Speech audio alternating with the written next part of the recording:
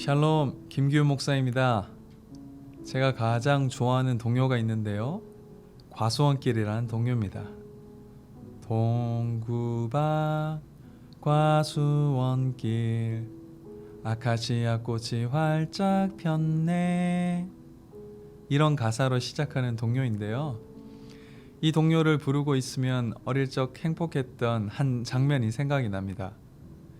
아버지 어머니 손에 손잡고 따뜻한 저녁 봄바람 맞으며 가난이란 현실을 잠시 뒤로하고 가족이라는 이름으로 한적한 시골길을 함께 걸으며 넘치는 기쁨으로 이 노래를 불렀던 그때, 바로 그때가 생각이 납니다.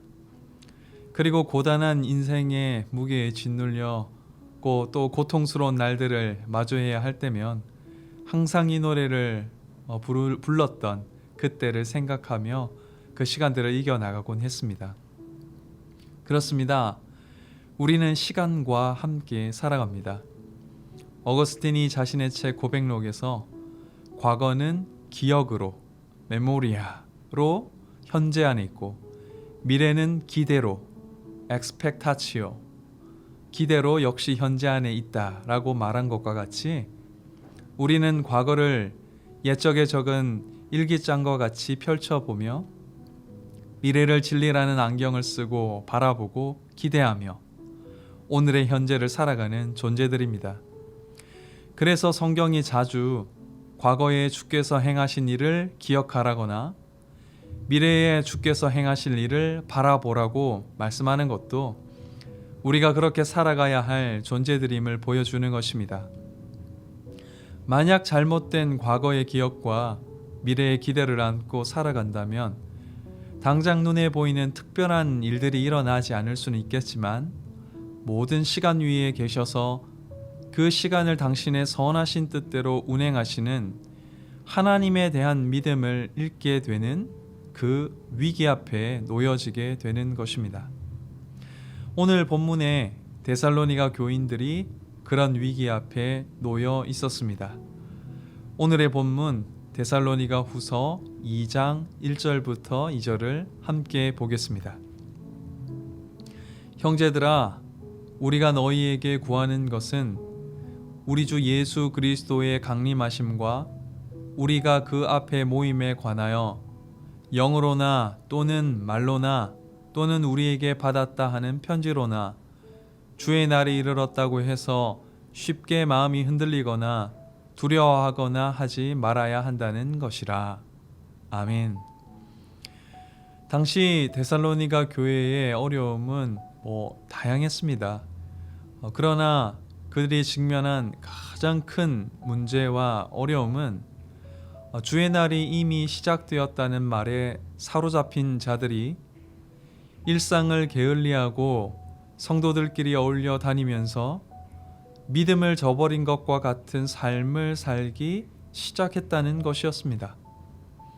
거짓 선생들이 전한 주의 날에 대한 그릇된 이해가 그들의 마음을 비집고 들어오자 한편으로는 자신이 주를 위해 무엇을 해야 하는지 모르는 게으름이, 한편으로는 진리를 모두 잃은 자가 갖게 되는 불안과 두려움이 그들의 삶과 마음에 가득 차게 되었던 것입니다.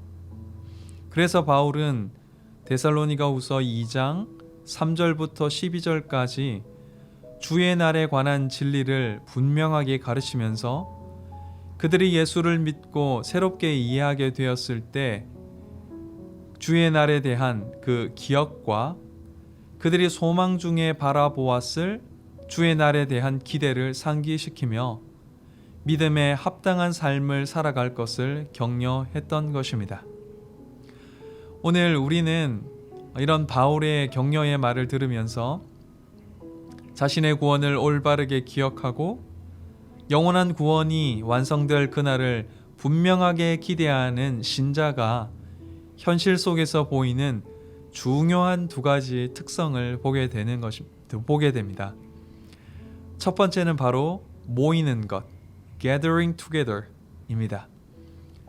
1절에서 언급된 그리스도의 강림과 우리가 그 앞에 모이는 것은 뗄래야 뗄 수 없는 불가분의 관계에 있는 일입니다. 물론 이 일은 종말의 주의 날에 완전히 이루어질 일입니다. 하나님은 분명 구약에서부터 주께서 강림하실 종말의 주의 날에 열방에 흩어진 당신의 백성들을 모으시겠다고 약속하셨습니다. 그러나 하나님이 그렇게 하시는 이유는 더 강력한 공동체를 만들기 위해서라든지 혹은 무언가 더 위대한 일을 하시기 위해서가 아니라 구원하신 당신의 백성들이 그리스도의 몸으로 모인 하나된 공동체이기 때문에 그들을 모으신다는 것입니다. 그리고 그런 주의 날을 기대하며 사는 신자들은 그날의 그 일을 오늘의 현재 속에서 리허설하며 사는 존재들입니다. 그래서 히브리서 10장 25절에서 이렇게 말했습니다. 모이기를 패하는 어떤 사람들의 습관과 같이 하지 말고 오직 권하여 그날이 가까움을 볼수록 더욱 그리하자. 우리를 구원하신 하나님의 진리의 말씀이 전해지고 또 가르쳐지고 들려지고 높임 받는 그곳이 어디든 그때가 언제든지 간에 우리는 모이고 또 모이는 것입니다. 주의 날에 대한 올바른 기억과 기대를 가진 신자는 누구나 모이려 한다는 것입니다. 그러나 이런 주의 날에 대한 잘못된 이해가 데살로니가 교회 안에 있었기 때문에 그들이 게으르고 믿음을 저버린 자들의 삶을 살았던 것입니다. 사랑하는 여러분, 시대가 변하고 세상이 달라져도 모이는 일이 기쁨이 되는 여러분의 삶이 되기를 간절히 바랍니다. 두 번째 신자의 특성은 신실함, faithfulness, steadfastness입니다. 주의 날이라는 불변하고 분명한 진리에 자신의 영혼의 닻을 내리고 있기 때문에 나타나는 모습입니다. 성경이 말하는 주의 날은 주의 강림의 장소나 때나 시간이 핵심이 아니라 주의 날에 하나님의 심판이 반드시 있을 것이라는 것이 핵심입니다. 그런데 신자가 이 사실을 불변하고 분명한 진리로 믿으며 살아갈 때 그는 세상의 난리와 소문 중에서도 그 날을 향해 신실하게 살아갈 수가 있습니다. 왜냐하면 그 심판의 날에 예수님을 나의 구원자로 믿으며 살아왔던 고통과 눈물의 모든 세월을 하나님이 신원하실 것이 분명하기 때문입니다. 요한계시록 21장 4절은 이렇게 말합니다. 모든 눈물을 그 눈에서 닦아주시니 다시는 사망이 없고 애통하는 것이나 곡하는 것이나 아픈 것이 다시 있지 아니하리니 처음 것들이 다 지나갔음이러라. 아멘. 그래서 우리는 이 진리 안에서 그날이 완전히 이루어질 때까지 인내와 소망과 담대함과 신실함으로 믿음의 길을 걸어갈 수 있는 것입니다. 그러나 이런 주의 날에 대한 그릇된 이해가 데살로니가 교회 안에 있었기 때문에 그들이 쉽게 마음에 흔들리고 두려워하며 믿음에서 파선한 것과 같은 삶을 살게 되었던 것입니다. 사랑하는 여러분, 주님을 따르기 때문에 찾아온 고난과 절망 앞에서도 주어진 모든 시간을 주의 날에 여러분의 영혼의 닻을 내리고 신실하게 믿음의 삶을 살아가게 되기를 간절히 바랍니다. 말씀을 맺겠습니다. 오늘도 여러분 모두가 성경을 통해 알게 된 주의 날에 대한 기억과 장차 완성하실 주의 날에 대한 기대를 가지고 살아가시기를 간절히 바랍니다.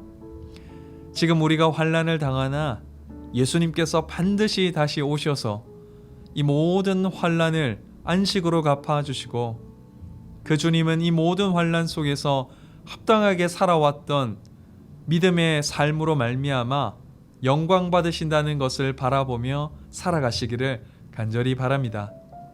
그런 여러분의 삶은 영원이라는 시간 안에서 가장 가치 있는 시간이 될 것입니다.